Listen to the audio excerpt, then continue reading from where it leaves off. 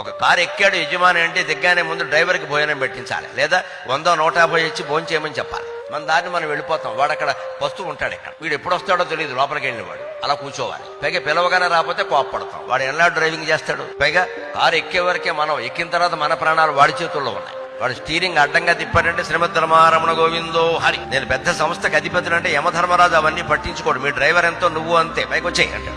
మన ప్రాణాలు వాడి చేతుల్లో ఉన్నాయి. ముందు వాడికి అన్నం పెట్టాలి. మనం దిగామంటే కనీసం టీ తాగడానికి 50 రూపాయలైనా ఇవ్వాలి. వాడికి జీతం వేరే, ఇది వేరే. పాపం ఆ 4వ తరగతి ఉద్యోగుల మనస్తత్వం ఎలా ఉంటుందంటే, వాళ్ళకి నెలకి 25,000, 30,000, 50,000 జీతం ఉన్నా సరే యజమాని 50 రూపాయలు చేతిలో పెడితే అది పరమానందంగా ఉంటుందండి. వాళ్ళకి పరమానందంగా ఉంటుంది.